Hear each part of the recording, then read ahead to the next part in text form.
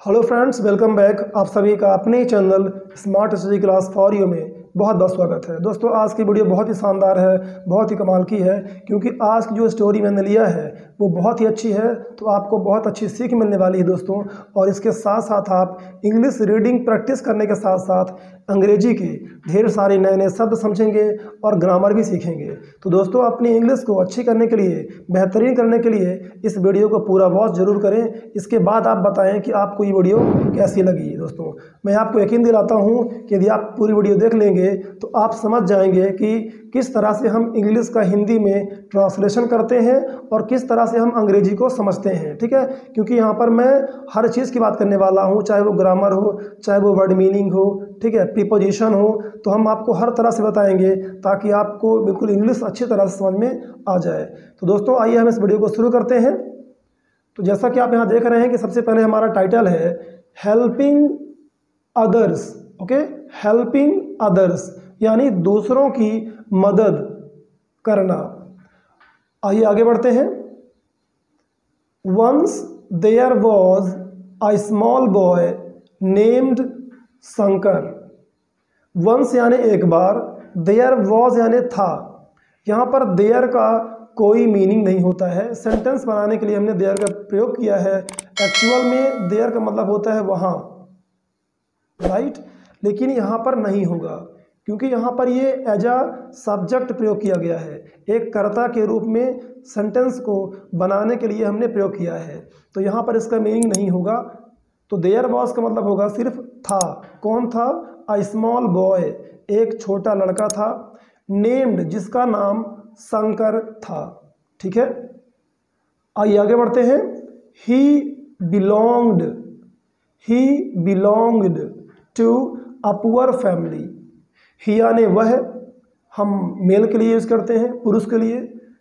ठीक है, गर्ल्स के लिए हम सी यूज़ करते हैं। दोनों का मीनिंग वह होता है, ही और सी का मीनिंग वह होता है। चलिए, बिलोंग्ड टू मतलब होता है संबंध रखना। तो चूंकि ये बिलोंग्ड का सेकंड फॉर्म है, बिलोंग्ड, इसलिए इसका मीनिंग होगा संबंध रखता था, यानी उसका संबंध था। तो उसका एक पुअर फैमिली से, एक गरीब परिवार से उसका संबंध था। ठीक है, आप इसका हिंदी अर्थ इस तरह से भी समझ सकते हैं कि उसका यानी वो एक गरीब यानी पुअर फैमिली से था। ठीक है, वह एक गरीब परिवार से था, ऐसा भी आप समझ सकते हैं, राइट। तो हिंदी देखिए, हिंदी में तो कमांड है ही। अगर आप अंग्रेजी को समझ गए हैं, उसका मीनिंग ग्रामर आपने समझ लिया, तो आप हिंदी अपने हिसाब से बोल सकते हैं। ठीक है, आइए आगे बढ़ते हैं। Next, one day he was crossing through the forest carrying some woods. One day एक दिन, ही वॉज क्रॉसिंग मतलब होता है पार कर रहा था, क्योंकि यहाँ पर वॉज लगा है ना, वॉज है, तो यहाँ पर हम समझेंगे कि ये सेंटेंस पास्ट कॉन्टिन्यूअस का है। ठीक है, वॉज वर्ब के बाद जब वर्ब की आईएनजी फॉर्म आ जाए, यानी इंग फॉर्म, प्लेइंग, हेल्पिंग, क्रॉसिंग। ठीक है, तो ही वॉज क्रॉसिंग, वह पार कर रहा था। कहाँ से? थ्रू द फॉरेस्ट, जंगल से होकर, यानी जंगल से होके वो गुजर रहा था, जंगल को पार कर रहा था। कैरिंग सम वुड्स, कुछ लकड़ियाँ लिए हुए। वुड्स यानी लकड़ियाँ, वुड यानी लकड़ी, वुड्स यानी लकड़ियाँ। ठीक है, कैरिंग यानी लिए हुए। कैरी मतलब होता है ले जाना, ठीक है, या ढोना। तो ले जाते हुए या लिए हुए, इस तरह से आप मीनिंग समझेंगे तो आपको आसान तरीके से इस सेंटेंस की हिंदी समझ आ जाएगी। ठीक है, आइए आगे बढ़ते हैं। दोस्तों, यदि वीडियो पसंद आ रही हो तो लाइक कर दीजिए, क्योंकि बाद में अगर आप भूल जाते हैं, ठीक है, तो ये अच्छी बात नहीं है, क्योंकि इतनी मेहनत करते हैं तो देखिए एक लाइक तो बनती है। ओके, तो आइए गाइस, चलते हैं नेक्स्ट सेंटेंस की ओर। He saw an old man who was very hungry. An old man, एक बूढ़ा आदमी। एन यानी एक, ठीक है, ए और एन का मतलब होता है एक। तो ही सा, उसने देखा।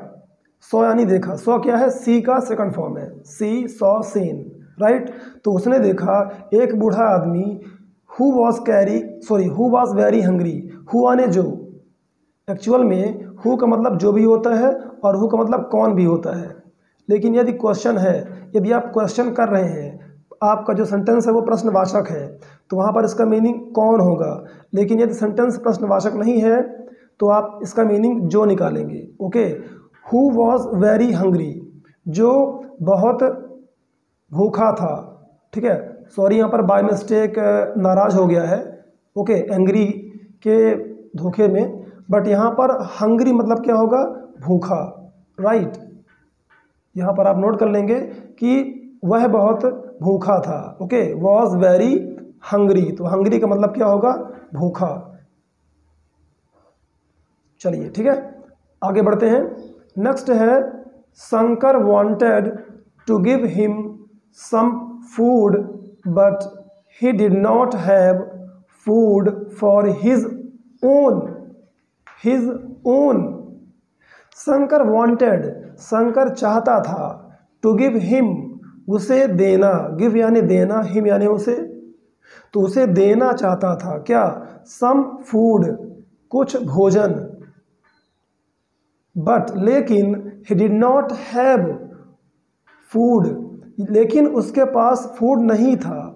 डिड नॉट हैव का मतलब क्या होता है, पास में नहीं था। जब कोई चीज़ आपके पास नहीं होती तो आप डिड नॉट हैव से बोलते हैं। जैसे I did not have a red pen, मेरे पास एक लाल पेन नहीं था। ओके, पास्ट में नहीं था, तो लेकिन उसके पास फूड नहीं था। फॉर हिज ओन, फॉर मतलब के लिए, हिज यानी उसके, ओन यानी खुद, तो उसके खुद के लिए फूड नहीं था। राइट, तो वो देना चाहता था लेकिन उसके पास तो खुद के लिए फूड नहीं था, खुद के लिए भोजन नहीं था। राइट, नेक्स्ट है so he continued on his way, so he continued, इसलिए वह कंटिन्यू अपने रास्ते में चला गया। ओके, ऑन हिज वे मतलब अपने रास्ते पर, ऑन यानी पर, कंटिन्यू मतलब होता है कि लगातार करते गए, तो वह कंटिन्यू अपने रास्ते पर चलता गया। राइट, आगे देखिए क्या होता है। नेक्स्ट है on his way he saw a deer who was very thirsty. Okay, on his way अपने रास्ते पर, हिज यानी अपने, वे यानी रास्ता या मार्ग, ऑन यानी पर, तो अपने रास्ते पर ही सॉ उसने देखा, एक डियर यानी एक हिरण जो बहुत प्यासा था। ओके, वॉज यानी था, वेरी मतलब बहुत, तो बहुत थर्स्टी था, बहुत प्यासा था। राइट, नेक्स्ट है he wanted to give him some water, वह उसे कुछ पानी देना चाहता था। ओके, हिम यानी उसे, सम वाटर कुछ पानी देना चाहता था, बट लेकिन ही डिड नॉट हैव, देखिए डिड नॉट हैव फिर आ गया। अभी मैंने आपको ऊपर बताया था कि ग्रामर में जब आप कहीं भी किसी सेंटेंस में डिड नॉट हैव देखते हैं तो वहाँ पर समझ जाइए कि उसका मतलब क्या होगा, पास नहीं था, उसके पास नहीं था। क्या नहीं था, लेकिन उसके पास पानी नहीं था। ओके, वाटर फॉर हिमसेल्फ, लेकिन स्वयं के लिए। ओके, उसके स्वयं के लिए, हिमसेल्फ यानी स्वयं, वह स्वयं, फॉर यानी के लिए, तो उसके स्वयं के लिए पानी उसके पास नहीं था। So he went on his way ahead, so यानी इसलिए, ही वेंट यानी वह चला गया, ही वेंट, वेंट क्या है, गो का second form, go went gone, तो वह चला गया, ऑन हिज वे अपने रास्ते पर, अहेड यानी आगे, तो वह अपने रास्ते पर आगे निकल गया, आगे चला गया। इस तरह से भी मीनिंग आप समझ सकते हैं। ठीक है गाइस, यदि आपने एक एक वर्ड को समझ लिया है, आपने ग्रामर जान लिया है, तो आपको सेंटेंस का हिंदी ट्रांसलेशन करने में कोई भी प्रॉब्लम नहीं होगी।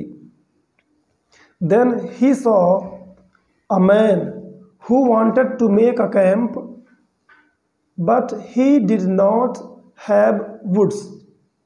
देन यानी फिर ही सॉ उसने देखा, फिर उसने देखा, अ मैन एक व्यक्ति को, एक आदमी को, जो कैंप में पड़ाव डालना चाहता था। देखिए, wanted to make a camp यानी होता है पड़ाव डालना या डेरा डालना।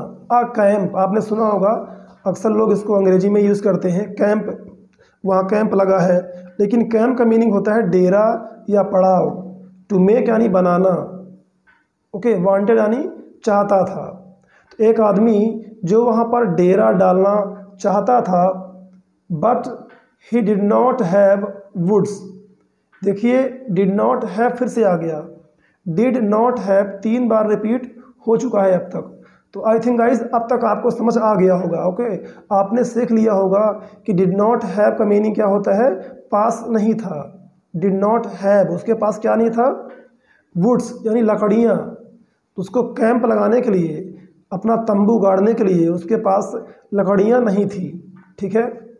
आप याद रखेंगे कि जो डिड का हम यूज़ करते हैं उसका हम सिंपल पास्ट में करते हैं, ठीक है, डिड सिंपल पास्ट में।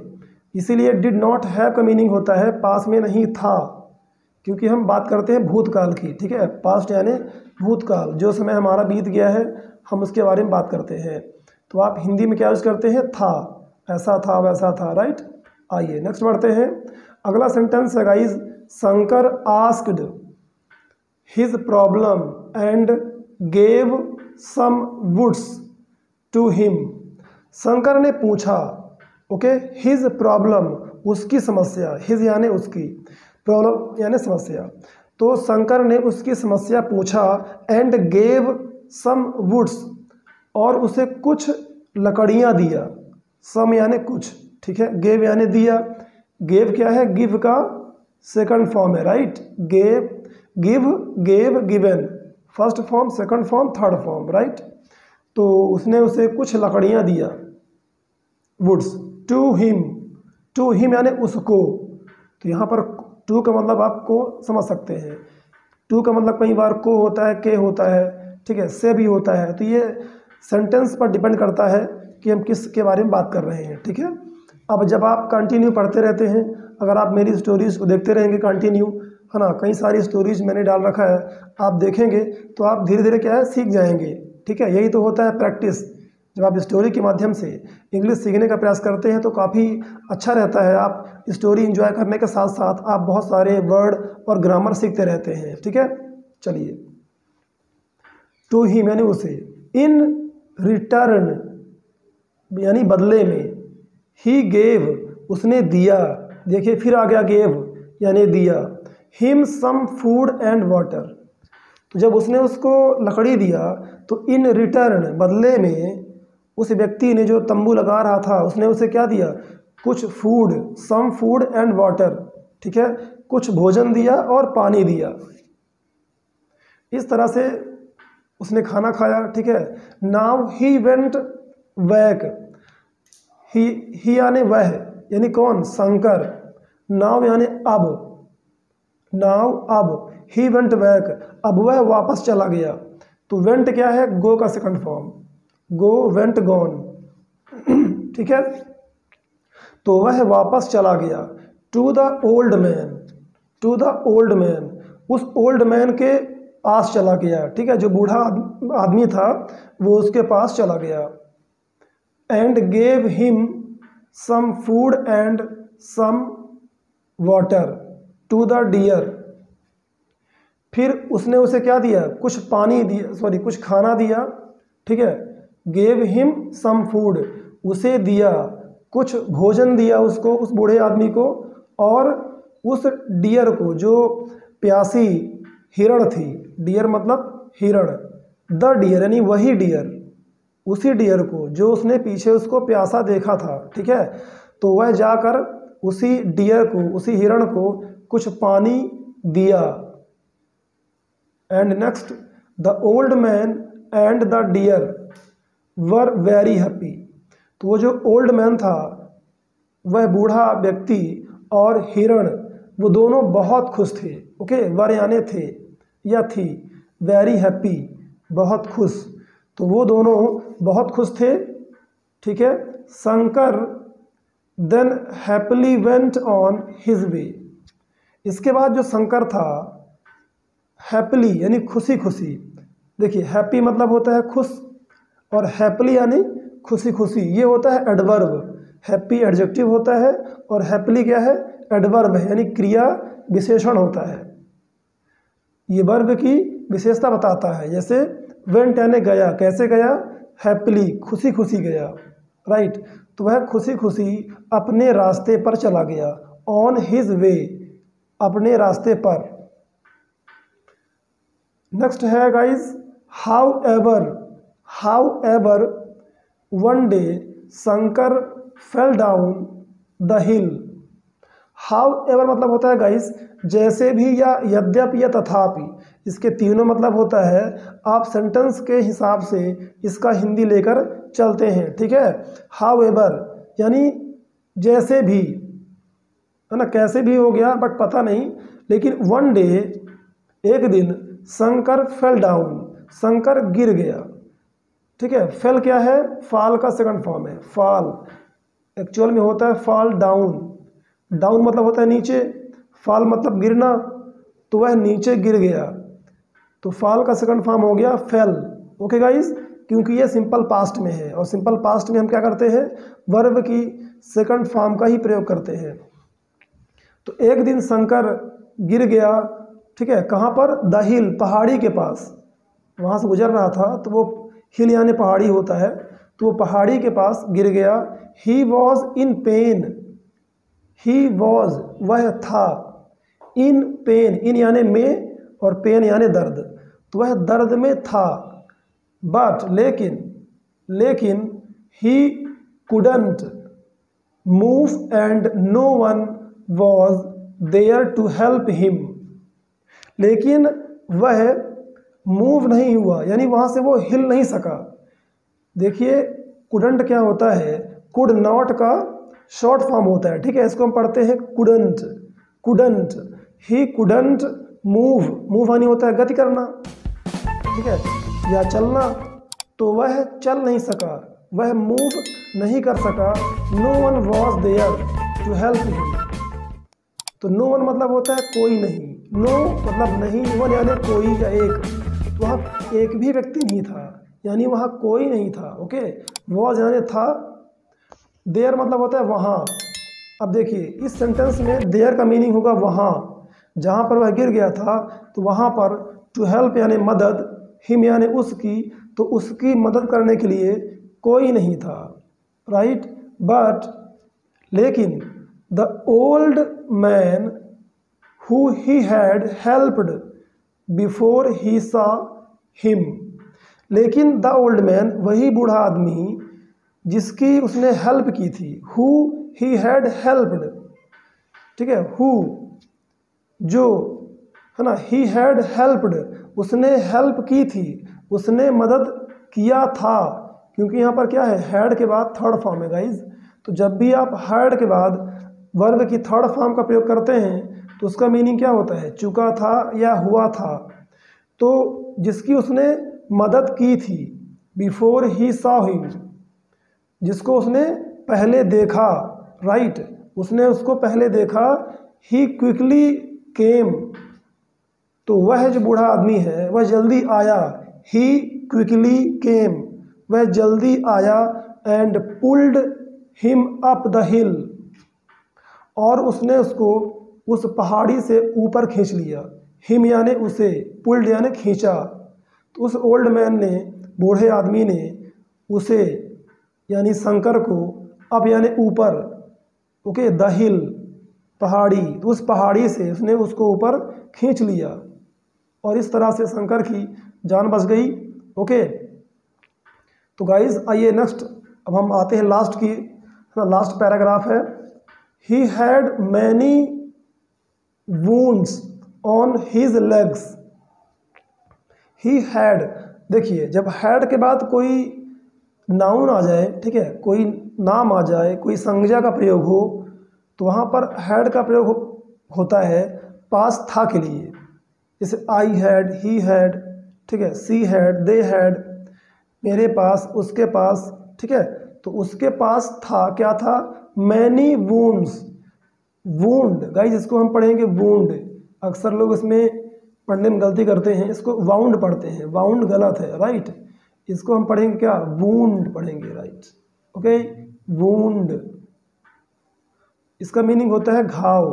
वुंड्स यानी कई सारे घाव, ऑन हिज लेग्स, उसके पैर पर, ऑन यानी पर, हिज यानी उसके, लेग्स यानी पैर, ठीक है, तो उसके पैरों पर कई सारे, मैनी यानी कई, कई घाव थे, ठीक है, तो इस तरह से आप समझेंगे। नेक्स्ट है the deer whom Shankar had gave water saw his wounds and quickly went to the forest and brought some herbs।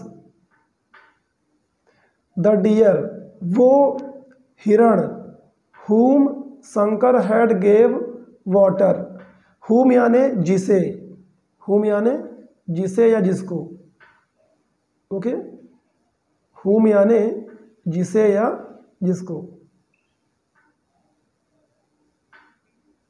ठीक है, तो जिसको उसने पानी दिया था, ओके, शंकर हैड गेव दिया था, ओके। यहाँ पर गाइस गेव की जगह गिवन होना चाहिए, ठीक है, स्टोरी टाइपिंग में मिस्टेक हुई होगी, क्योंकि अभी मैंने बताया आपको कि हैड जो है पास्ट परफेक्ट टेंस का हेल्पिंग वर्ब है, और इसके बाद जो है हम हमेशा वर्ब की थर्ड फॉर्म का प्रयोग करते हैं, या तो हम नाउन का प्रयोग करेंगे, ठीक है, किसी नाम का, या जब वर्ब का प्रयोग करेंगे तो वर्ब हमेशा थर्ड फॉर्म में होगी। तो गिव, गेव, गिवन, तो गिवन होता है थर्ड फॉर्म गो का, ठीक है। चले आगे, नेक्स्ट है सॉ हिज वुंड्स, तो उस डियर ने, जिसको उसने पानी पिलाया था, उसने देखा उसके घाव को, हिज वुंड्स, उसके घावों को देखा, एंड क्विकली वेंट, और जल्दी से चला गया, वेंट गया, टू द फॉरेस्ट, कहाँ गया, जंगल को चला गया, फॉरेस्ट यानी जंगल, टू यानी को, तो फॉरेस्ट यानी जंगल को चला गया, एंड ब्रॉट सम हर्ब्स, ठीक है, इसको आप पढ़ेंगे हर्ब्स। तो ब्रॉट क्या है गाइस, ब्रिंग का सेकंड फॉर्म है, इसको आप नोट कर सकते हैं, ब्रिंग यानी होता है लाना, ठीक है, तो उसने ब्रॉट यानी लाया, क्योंकि सिंपल पास्ट में है तो हम सेकंड फॉर्म यूज करेंगे, है ना, तो ब्रॉट लाया, क्या लाया, सम हर्ब्स, हर्ब यानी होता है जड़ी बूटी, ठीक है, जैसे जो छोटे पौधे होते हैं, जैसे तुलसी हो गया, ठीक है, तुलसी हो गया, एलोवेरा हो गया, तो ये एक तरह के हर्ब्स हैं, ठीक है, जिनका प्रयोग जो है जड़ी बूटियों की तरह किया जाता है। उन प्लांट्स को हम क्या बोलते हैं, उन पौधों को हम हर्ब्स कहते हैं, right.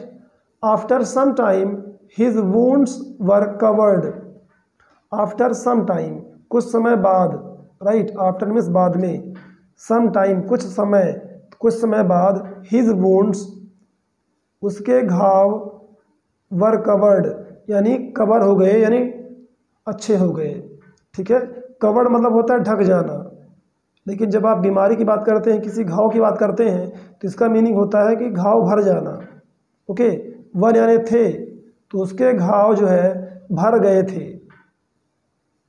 All were very happy, वो सभी बहुत खुश थे, ऑल वर, ऑल यानी सब, वो तीनों चारों लोग, वर यानी थे, वेरी हैप्पी बहुत खुश थे, दैट की they were able to help each other, वो खुश थे कि दे वर एबल मतलब होता है सक्षम होना या योग्य होना, ठीक है, वर यानी थे, दे यानी वे योग्य थे, यानी वे सक्षम थे, किसके लिए, टू हेल्प यानी मदद करना, तो मदद करने के लिए एक दूसरे की, ईच अदर यानी एक दूसरे की मदद करने के लिए वे सक्षम थे, इसलिए वो तीनों जो है वो चारों बहुत खुश थे, ठीक है, डियर, शंकर और वो ओल्ड मैन, ये तीन लोग थे, ठीक है। तो आइए देखते हैं गाइस कि इस स्टोरी का क्या नैतिक शिक्षा मिला, क्या मोरल मिला।